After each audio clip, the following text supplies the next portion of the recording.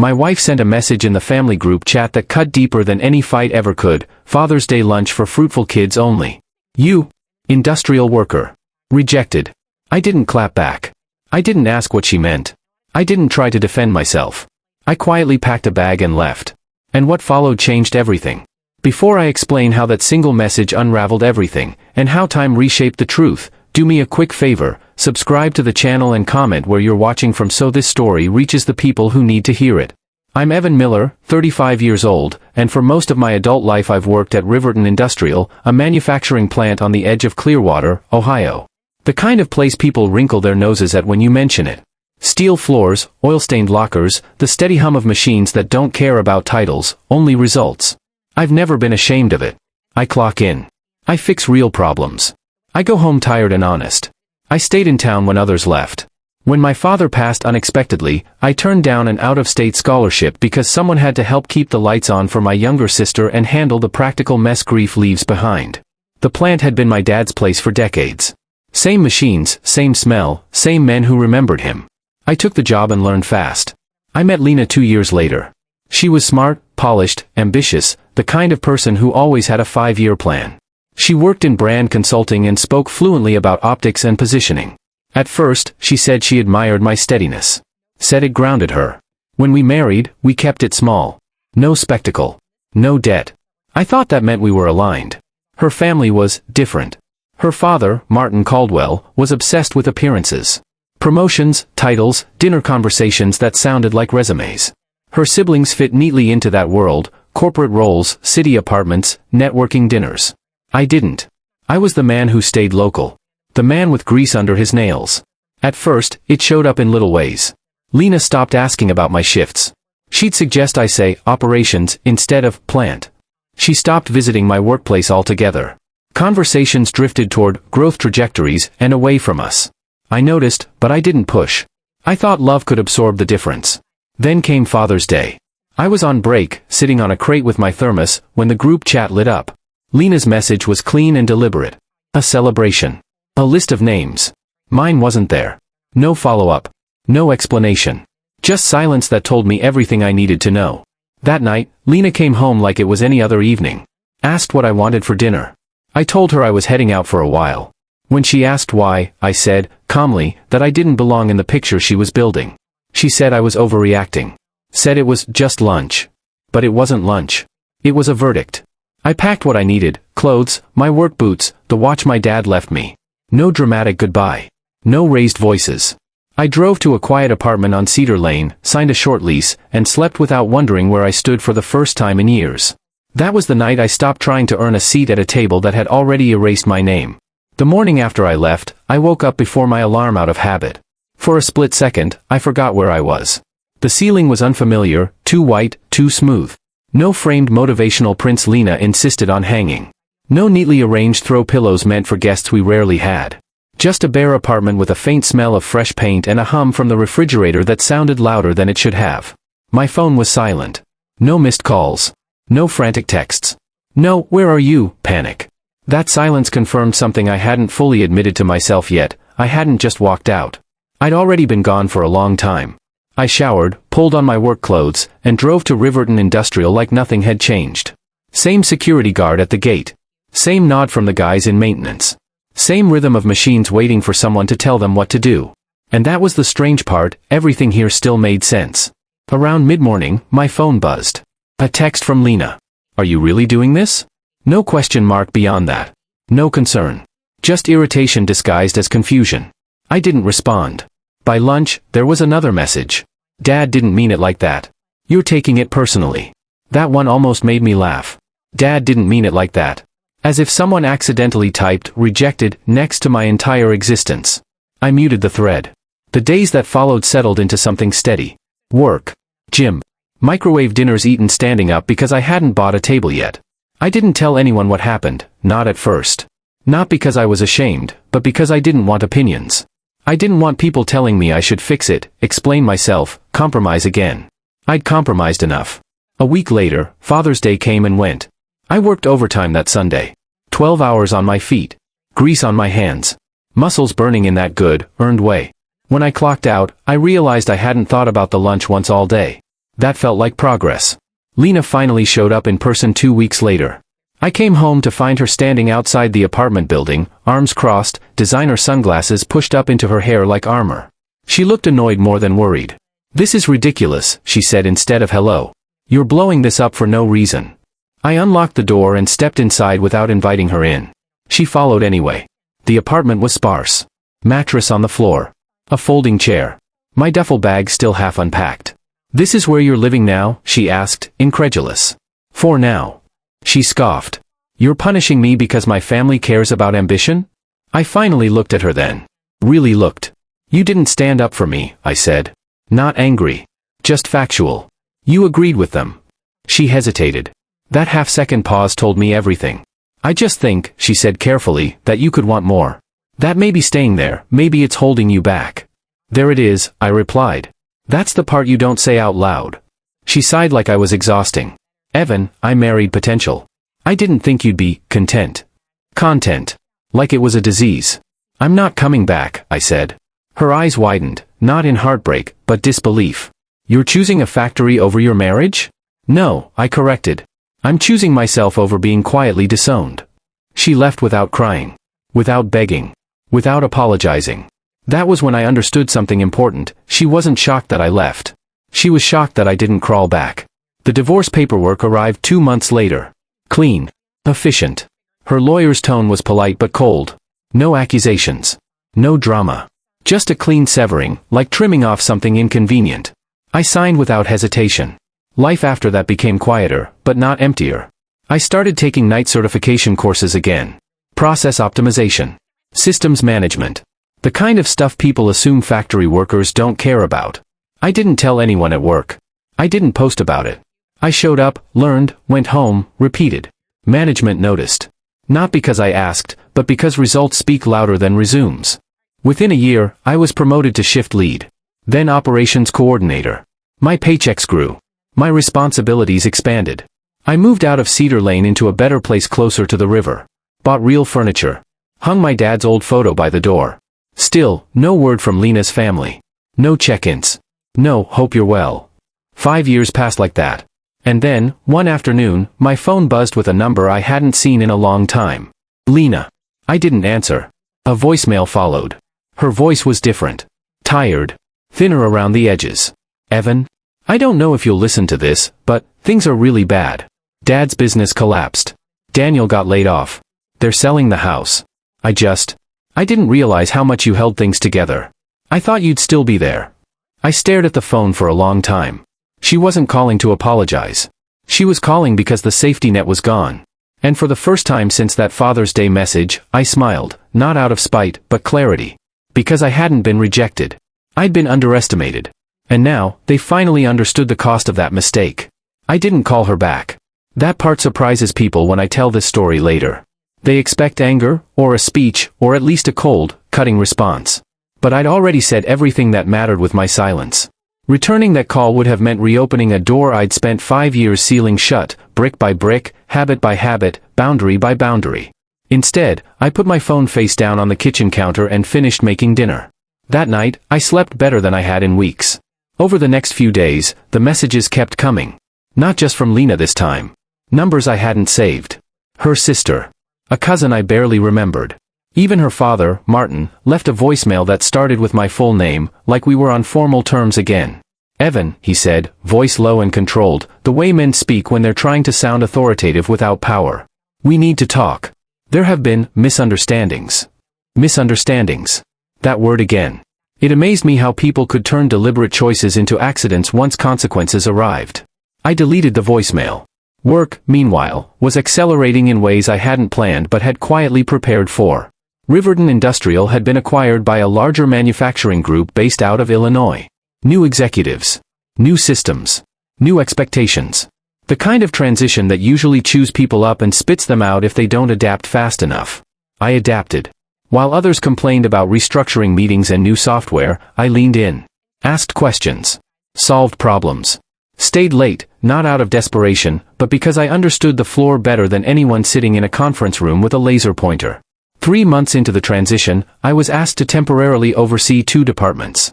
6 months later, temporary was removed from the title. A year after that, I was promoted again. The irony wasn't lost on me. The same job that got me rejected from a family lunch was now the reason people flew in to meet me. I didn't change how I dressed. Still wore work boots most days. Still packed my lunch. Still clocked my hours when I needed to. But my name started appearing in internal reports. My recommendations were implemented without debate. When I spoke in meetings, people listened.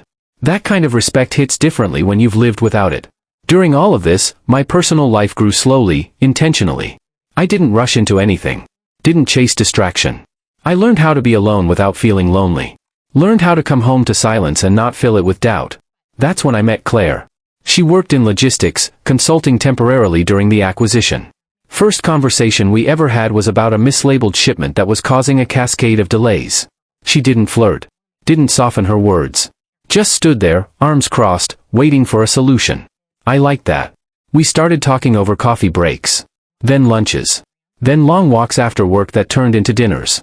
She knew exactly what I did for a living and never once tried to reframe it into something more presentable. Factories run the world, she said once, like it was obvious. People just don't like to admit it. I didn't tell her about Lena right away. Or the group chat. Or the Father's Day message. Not because I was hiding it, but because it didn't define me anymore. When I eventually did tell her, months later, she didn't gasp or get outraged on my behalf. She just nodded and said, "That explains why you don't beg for seats at tables." We moved in together after a year. No announcement. No social media countdown. Just a shared lease and a shared understanding that peace mattered more than performance. Then came the message that changed everything.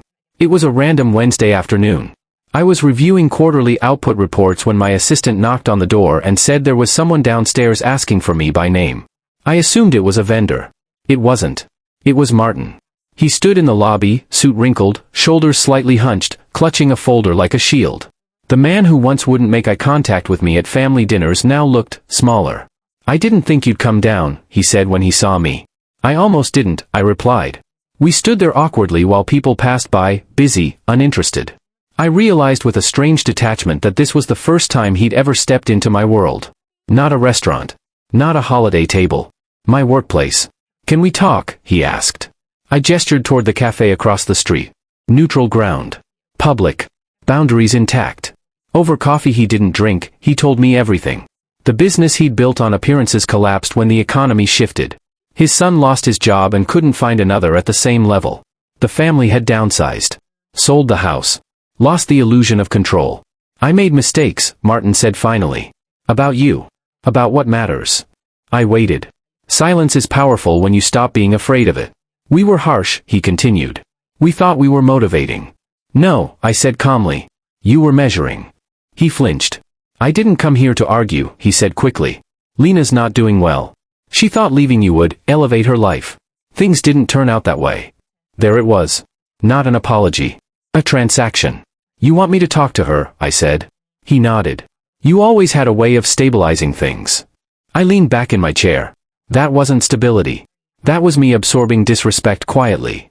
He looked down at his hands. "I won't be reaching out," I said. "Not now. Not later." "But she's family," he said weakly. "So was I replied. "Until I wasn't useful to your narrative." We sat in silence for a long moment. Then Martin stood, nodded once, and left. That night, Claire asked me how I felt. I thought about it. "Relieved," I said. "Because I finally see it clearly. They didn't lose me because of my job. They lost me because they thought I'd never leave." She smiled. "People mistake patience for permission all the time." A week later, Lena sent one last message. No drama. No excuses. Just a paragraph. She wrote that she was sorry. That she'd let her family define success for her. That she saw now what she'd thrown away. That she hoped I was happy. I read it once. Then I archived it. Not deleted. Not blocked. Archived. Some chapters don't need a response to be closed. 5 years after that Father's Day message, I stood on a balcony overlooking the river, Claire beside me, our life quiet and solid. My phone buzzed with a calendar reminder, Father's Day. I smiled. Not because I'd been invited somewhere. But because I finally understood something simple and unshakable. Being rejected by people who value titles over character isn't a loss. It's a release. And walking away calmly, without explanation, was the most powerful decision I ever made.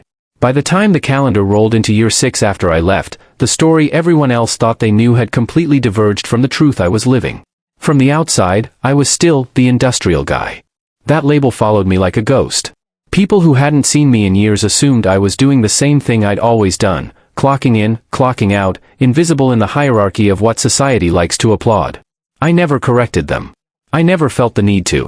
Inside Riverton Industrial, though, my reality was very different. The acquisition finalized.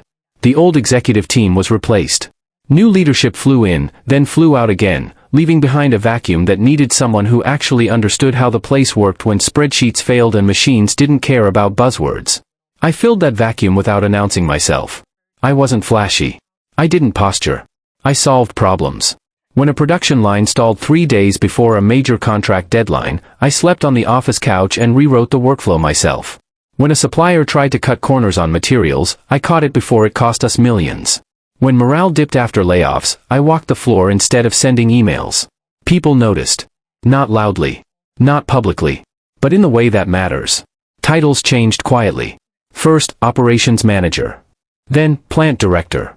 Then, after a year of sustained growth and record efficiency numbers, something bigger. Senior regional director. It came with an office that had actual windows. A salary that didn't just cover bills but built a future. Decision-making authority that reached far beyond one building. And still, I showed up most days in boots, not suits. Claire used to tease me about it. "You know you're allowed to look important now," she'd say, smiling. "I already know I am," I'd answer. And I meant it. We didn't rush anything. Our life unfolded slowly, deliberately. Weekend hikes. Simple dinners. Long conversations about values, not optics. About the kind of home we wanted to build. About what we'd do differently if we ever had kids. "I don't want them to feel like love is something you earn," she told me once, curled up on the couch with her feet tucked under my leg. "They won't," I said. "They'll know who they belong to." That promise mattered more to me than any promotion. Meanwhile, the echoes from my past didn't completely disappear, they just changed tone. At first, it was curiosity. Mutual acquaintances asking, "So, what are you up to these days?" in that casual way that hides comparison. Then surprise, when they realized I wasn't struggling. Then silence again, once it became clear I wasn't interested in performing my success for anyone. Lena tried once more. Not directly. Never directly.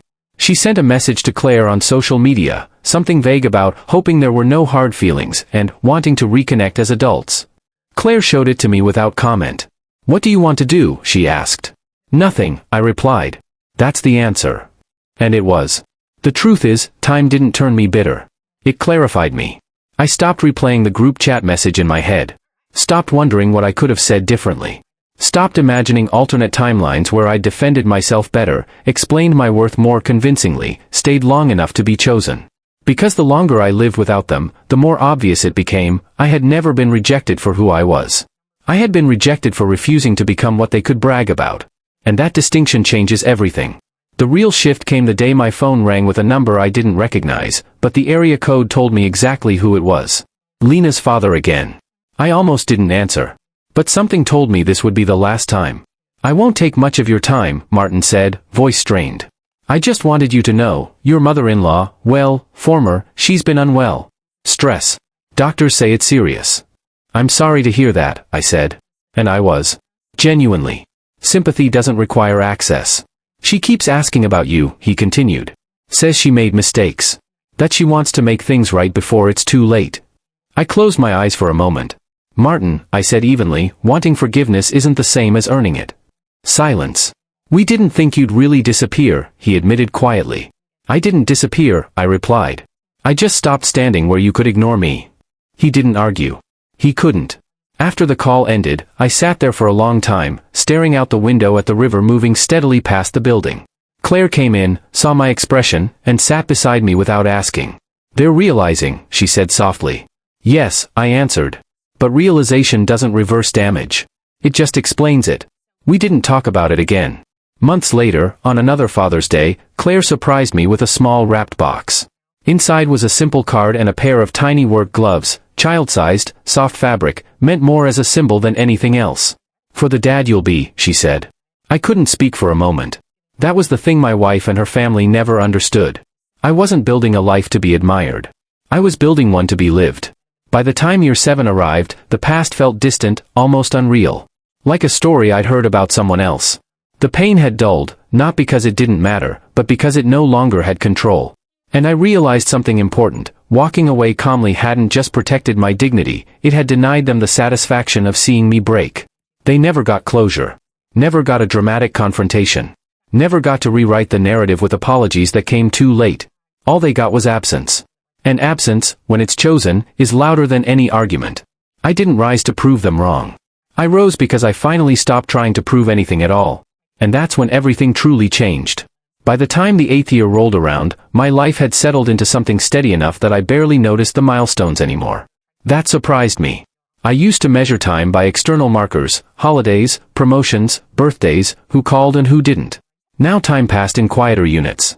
Projects completed. Mornings where the coffee tasted right.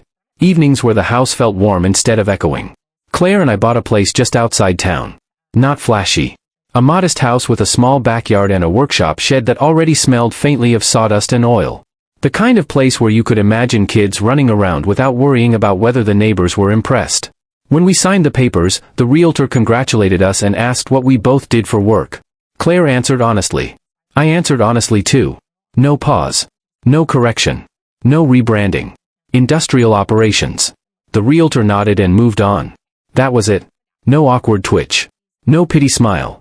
And I realized something in that moment. The world wasn't actually judging me the way my past had taught me. It would. That judgment had been trained into me by one small circle of people who confused status with worth. We moved in on a rainy Saturday. Friends showed up with boxes and jokes and cheap pizza. No speeches.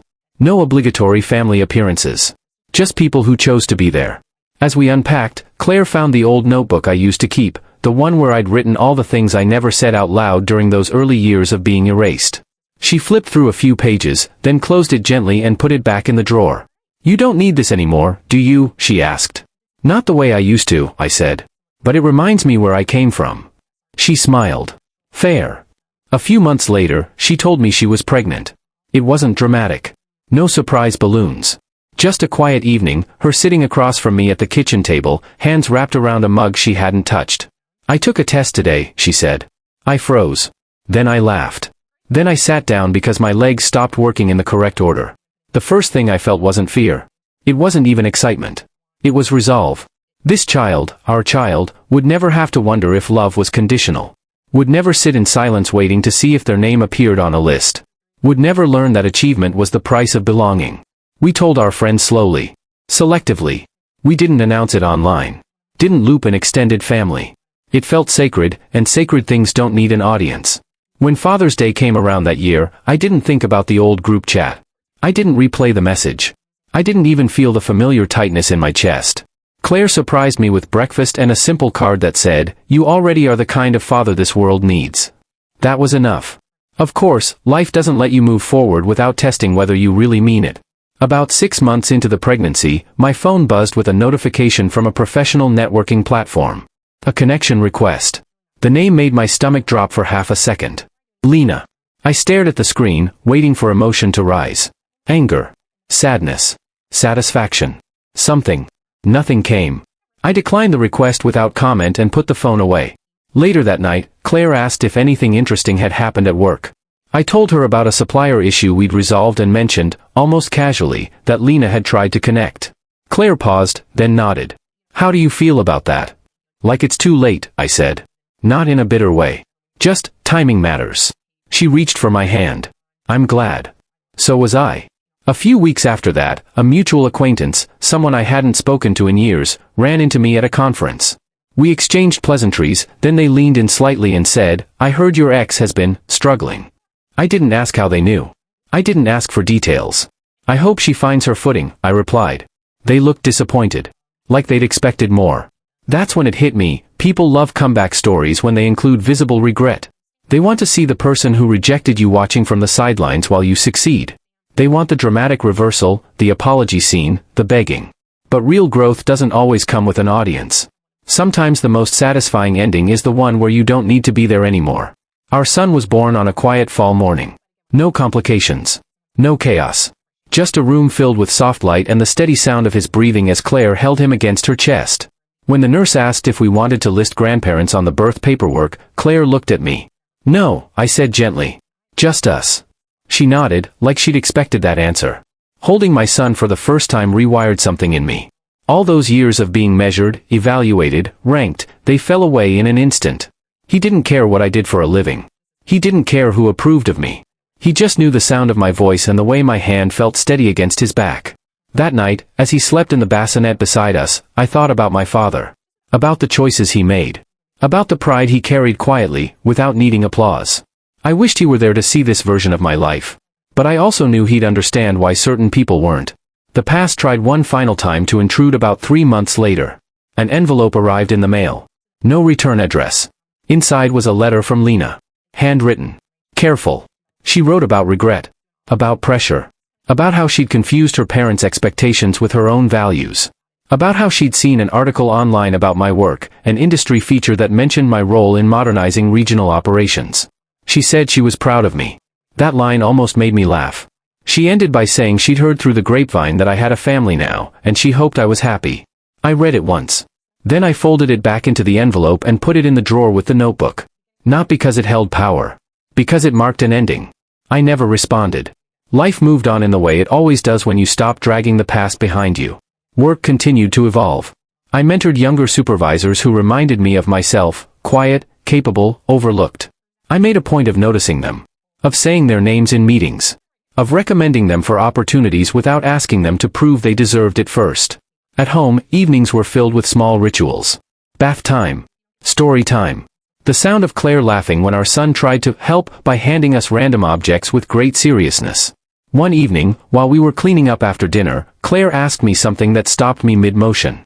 Do you ever wonder what would have happened if you'd stayed? She asked. I thought about it. Sometimes, I said honestly. But not because I miss it. Because I'm grateful I didn't. She nodded. That message she sent back then, it was cruel. Yes, I agreed. But it was also clear. And clarity saved me years of quiet misery. On the anniversary of the day I left, I took a long walk alone. Same river. Same steady current. I thought about the man I was then, tired, loyal to a fault, hoping silence would eventually be rewarded. I wouldn't go back and change a thing. Because here's what I learned, in the end. People who reduce you to a label will never celebrate the fullness of who you are. People who love you won't need you to translate your worth into something impressive. And walking away without a fight isn't weakness, it's the strongest boundary there is. I didn't get a public apology. I didn't get a dramatic reconciliation. What I got was better. I got peace. I got a family built on choice, not obligation. I got a life where my name doesn't disappear when someone decides I'm inconvenient. So when people ask me now what happened with my wife, with her family, with that Father's Day message, I keep it simple. They told me who they were, I say. I believed them. And then I went and built something they'll never get to touch. If this story meant something to you, don't let it end here. Hit subscribe, share it with someone who needs to hear it, and drop a comment telling me where you're watching from, because every interaction helps these stories reach people who are quietly rebuilding their lives too.